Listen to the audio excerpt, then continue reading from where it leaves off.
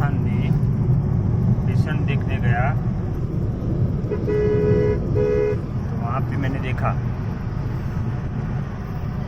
कि लोग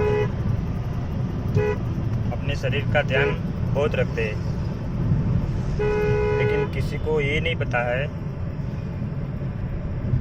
कि वो चाहे तो अपनी बीमारी खुद ठीक कर सकते हैं।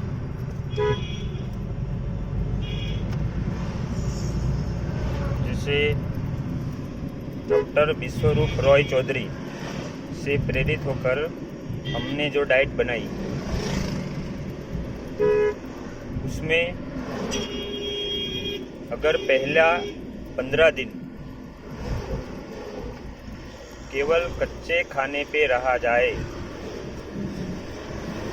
तो शरीर का हर एक अंग जड़ी बूटियों से आप नया बना सकते हो। जैसे कि बुढ़ापे में घुटनों के अंदर का ग्रीस खत्म हो जाना, साधारण भाषा में ग्रीस बोलते हैं, मॉडर्न मेडिकल की साइंस की भाषा में उसको बोलते हैं साइनोवियल फ्लूइड, जो कट कट की आवाज़ पैदा करता है एक ही चीज़, खाली नाम अलग अलग दिए गए हैं। अगर रीढ़ की हड्डी पे सूजन होगा और तो ऊपरी हिस्से में दर्द महसूस होगा कंधों में, जिसको स्पॉन्डाइलोसिस कहते हैं। अगर रीढ़ की हड्डी के मणके अपनी जगह से खिसक गए होंगे तो उसको स्पॉन्डाइलोलिस्थेसिस बोलते हैं। गद्दी जब बाहर की ओर आ जाती है तो उसको स्लिप डिस्क बोलते हैं। अगर वो गद्दी बीच में से पसार हो रही साइटिक नर्व को एक तरफ से प्रेशर डालती है तो उसको बोलते हैं साइटिका, और दोनों तरफ प्रेशर डालती है तो उसको बोलते हैं लंबर स्पॉन्डिलोसिस। है एक ही चीज़ कि नाभि जगह पे ना होने से जो खाना पचता नहीं है और आंतों की दीवार में पड़े पड़े सड़ता है,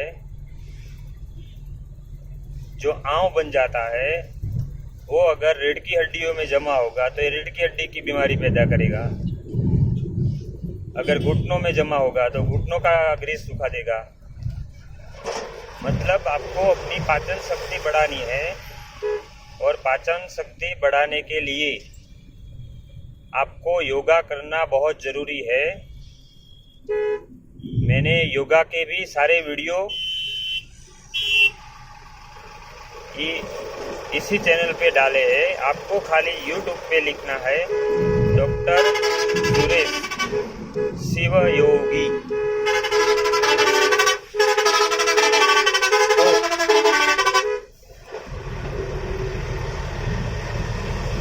इसीलिए हो सके तो जैसे कि बचपन में कफ का प्रकोप होता है यंग एज में, पित्त का प्रकोप होता है, वैसे ही बुढ़ापे में वात का प्रकोप होने के कारण हड्डियां घिसने लगती है। ऊपर से एक तो पहले से ही शरीर में वात का प्रदान होता है, ऊपर से आप वायु वाली चीज़ें खाएंगे तो और तकलीफ देगी। तो ऐसा नहीं है कि बूढ़े हो गए हैं तो आप जवान नहीं हो पाओगे, जवान की तरह आप दौड़ सकोगे, भागोगे।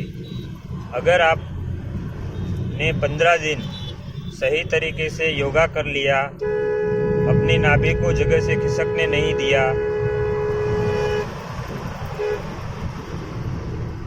लेकिन सबसे ज़रूरी बात ये भी है कि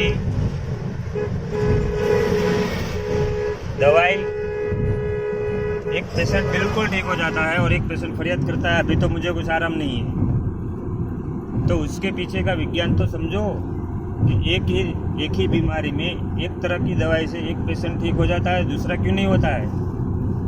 कभी इसके बारे में सोचा है आपने? नहीं। उसका कारण है आप ही के संचित कर्म, उसमें डॉक्टर जवाबदार नहीं है। अगर आपको ठीक नहीं होता है तो आपके कर्म जवाबदार है, डॉक्टर नहीं। मैं समझा के थक गया कि अगर जब आप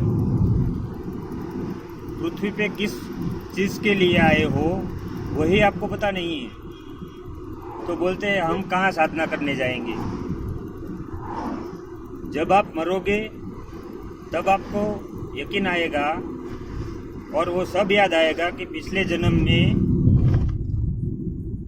मेरे यह लेन देन था, वो कर्म का वो इश्यू पूरा करने के लिए मुझे भगवान ने वापस धरती पे भेजा। और जो विज्ञान के लिए हमारे सिद्ध हिमालय में साधना कर रहे हैं, अगर वो विज्ञान हम भारतीय नहीं जानेंगे, जिसको विदेश वाले लोग जानकर हमारे ही देश का विज्ञान समझकर वहाँ पे वैज्ञानिक बन रहे हैं, और यहाँ पे गांव में हम बोलते हैं कि आप खाली 10 मिनट निकालो प्राणायाम करने के लिए और साधना करने के लिए, तो बोलते हैं हमारे पास कहाँ टाइम है, हम तो मजदूर आदमी हैं। अरे भाई, मजदूर आदमी हो तो साधना करने से आप अमीर भी बन जाओगे, ना जीवन में कोई अभाव रहेगा, ना जीवन में पैसों की दिक्कत होगी, हमेशा खुश रहोगे। लेकिन एक बार अनुभव तो करो। आप जैसे जी रहे हो वो तो पशु की तरह जीना हुआ कि धरती पे आए, पशु की तरह जिए, सेक्स किया, बच्चे पैदा किए, चले गए, तो व्यर्थ है आपका जीवन। अभी भी मैं बोलता हूँ, जब जागो तब सवेरा। थोड़ा सा टाइम अपने शरीर को दो। जो शरीर हमको भगवान बना सकता है, अगर उसी के लिए आपके पास टाइम नहीं है तो लानत है आपकी ज़िंदगी पे। मैं आपसे विनती करता हूँ, दवाई तभी काम करेगी जब आप साधना करोगे। इसलिए डॉक्टरों की गलतियाँ मत निकालो। आपके कर्म ही आपके मन को पकड़े हुए हैं और वही आपको बीमार बना रहे हैं। एक दूसरे की बुराई करना बंद करो। गप्पे लड़ाने की जगह पे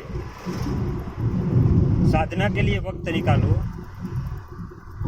और फिर देखो आपको जीवन जीने का कितना मज़ा आता है। अगर मेरी बात कुछ भी दिमाग में उतरी हो तो मेरे वीडियो आप देखते रहना। एक के बाद में एक ये आपको बताऊंगा कि जिसमें मेरा कोई ज्ञान नहीं है, मेरे गुरुजी का ज्ञान है। इसलिए अगर आप साधना से ठीक हो जाओ तो उसका श्रेय मुझे नहीं, मेरे गुरुदेव को, मेरे भोलेनाथ और मेरी माँ को देना, जो पूरे विश्व के माता पिता है, परात्पर शिव और माँ भगवती। आप जिस भी भगवान को मानते हो सब उन्हीं के रूप है।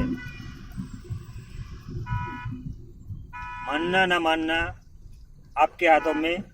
बाकी आप बोलते हैं कि मुझे फ़ायदा नहीं हुआ है, उसमें आपकी सोच और आपके कर्म जिम्मेदार है, डॉक्टर नहीं। इसलिए अभी भी आपके पास टाइम है आगे बढ़ने का, जीवन को सुख और शांति से भरा हुआ पाना। बाकी पशु की तरह जियो और तड़प तड़प के मरो, ये जिंदगी नहीं है। इसलिए जो बोला है उस पे ज़रा ध्यान से समझने की कोशिश करो और दवाइयों के साथ साधना करो। केमिकल दवाइयाँ खाने से तड़प तड़प के मरोगे, उसकी जगह प्योर आयुर्वेदिक दवाई खाओ। मैं एलोपैथी को बुरा नहीं बोल रहा हूँ, एलोपैथिक दवाई हम भी देते हैं, लेकिन ऐसी जड़ी बूटियों के साथ जिससे आपका लीवर किडनी सही सलामत रहे। अब तय आपको करना है कि आपको क्या करना है।